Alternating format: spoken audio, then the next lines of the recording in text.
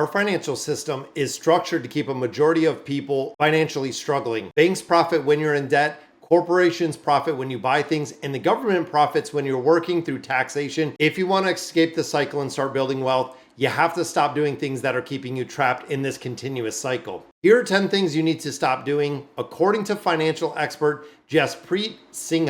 In today's video, we're going to be looking at 10 things to stop doing if you really want to build wealth. Starting with number one, don't spend money you do not have. Now, this, of course, can kind of come off as common sense, but a lot of people really borrow to sustain their life. And this looks at avoiding the 3 C's, which is cars, credit cards, and lines of credit. When you look at a car, the car should be purchased with cash, shouldn't be through financing a car. Now, for a majority of individuals, that might not be possible depending on what the price tag is, but also making sure if you can't pay for it with cash, that you are putting a good chunk down for a down payment. Now, when we get into credit card debt is just out of control in its entirety. Average household is about $7,000 in the United States right now. And when you think about the rates averaging 22, 25, 30%, that is huge. Instead of paying interest, imagine if you're on the flip side of that and getting, 20, 25, 30% in an investment account would be absolutely game changing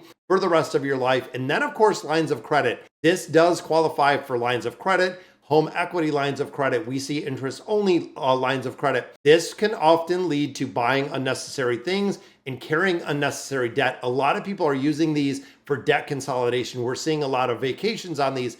We're seeing a lot of things that people can't afford, but they are sustaining their life through debt borrowing. Looking at number 2, don't just be a consumer. In the American ecosystem, being a consumer means that you're giving your money away. This is going to entrepreneurs. This is going to investors.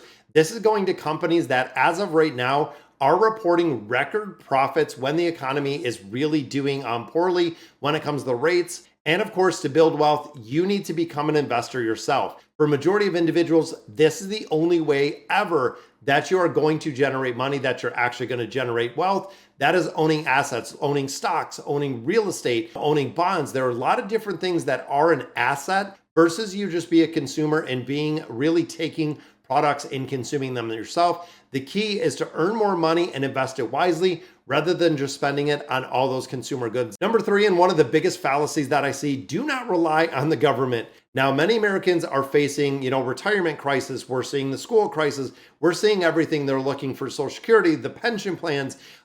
They're looking at the government to fix everything. Social Security funds are depleting. There's a risk that the government might not be able to fulfill Social Security and really secure your retirement. And when you think big picture, Social Security is meant to replace 40% of your income, which means 60% of your income needs to come from you. It needs to be self-generated through pensions, through 401ks, through IRAs, through investment accounts. You need to plan and invest your own money while you're working to ensure the financial independence in your later years.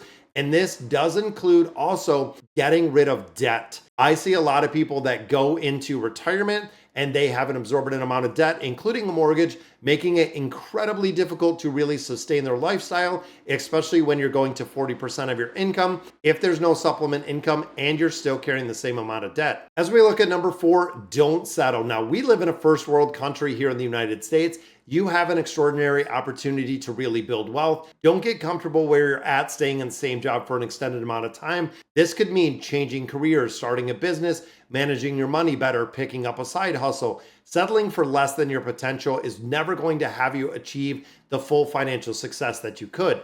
Now, of course, when it comes to the financial literacy and education piece, it is something that I love to teach, that I hold really near and dear to my heart. And there's kind of unlimited resources. When you think of the internet, when you look at local, when you think libraries, when you think of banks and credit unions, there is so much education pieces out there around finances that you just have to take the time and effort to understand it and really learn before you start in the investment world and know exactly what you're getting into. And of course, guys, if you like the videos that I'm putting, go ahead and subscribe to the channel, and let's get on with number 5, which is don't hate the system.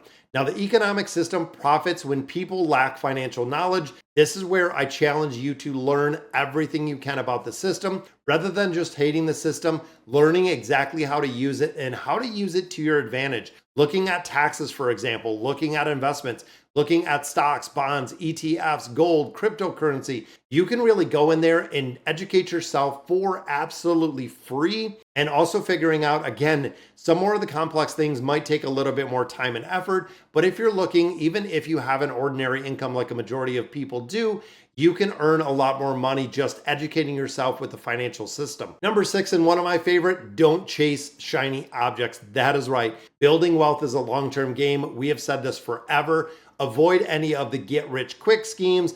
Speculative investors looking at cryptocurrencies, looking at GameStop, meme stocks. They promise a very quick return, but a majority of people that are left holding the bag will have significant losses and have actually had devastating losses of their finances. Focus on a steady, reliable investment strategy. And if you want to, check out my 3 ETF portfolio video. It is a perfect way to invest. And of course, not getting into the high risk cryptocurrencies that we see, making it investing money over an extended amount of time. Through compounding interest, you will be a millionaire. Number 7, don't invest more than you're willing to lose. That is right. Investing comes with risks. When you look at 2022 and the market was down about 20-25%, depending what you are into, losses are inevitable. There will be ups and downs in the market.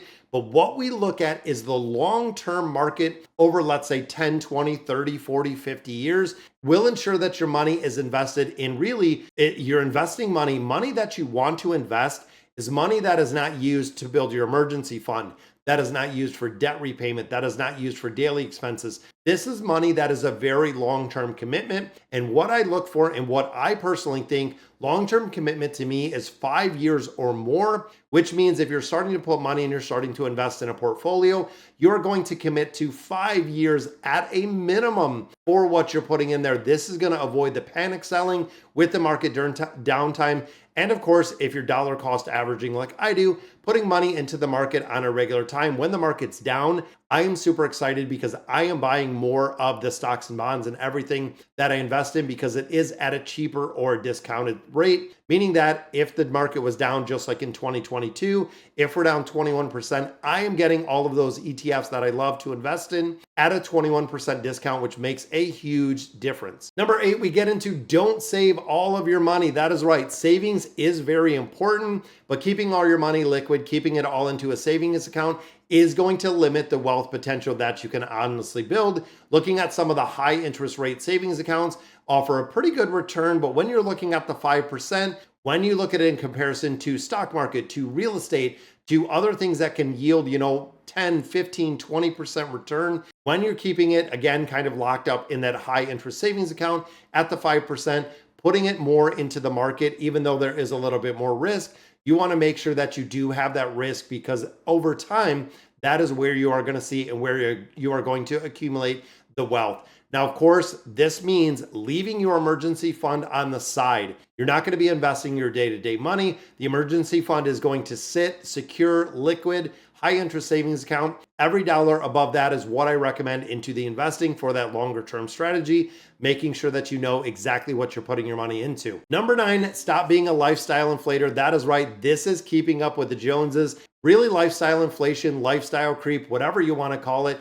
When your income level goes up, your spending increases. This is the reason why we see almost 50% of Americans earning over $100,000 that are living paycheck to paycheck, which is kind of crazy to think, that you can earn 30 or 40,000 and you're not spending everything every month, or you could earn 100,000 and because your bills are exponentially more expensive, you are still living paycheck to paycheck. With every raise, with every bonus, most people will increase the lifestyle. They might go out and buy them something. You have to stay at the same status when you get a promotion, when you get a raise. This habit will not only allow you to save more, but it will also give you the ability to, and the power to invest more. If you're looking to repay debt, when you get a raise, it is not about taking on any more debt. It is about paying off and eliminating the debt even faster. And of course, this is going to lead you to the debt-free journey that we always talk about, that every American does want to hit. And the final one I'm going to leave you with in this video, don't forget about the biggest purpose. That is right. You are bigger than money. Wealth isn't always about money. It is about health. It is about happiness. Looking at stress, it can lead to poor health. Looking at, an unbalanced life where you're spending a majority of your time just earning money without taking time to enjoy it. Strive for a balance that includes financial planning, personal well-being, time for your family and your friends, making sure that everything is not 100% about work, not 100% about investing, making money, and everything else. Make sure that you avoid a lot of the common pitfalls and adopting a strategy of money management and investing that are going to really build wealth for you. And of course, coming up with a budget, coming up with a spending plan, whatever you want to call it, as long as you have a methodology to track the money that is coming in, where the money is going, you will be a lot better than probably 80% of Americans right off the bat with that. So, all right, guys, so that is going to do it for today's video. Let me know in the comments what you guys think. And as always, thank you guys for watching.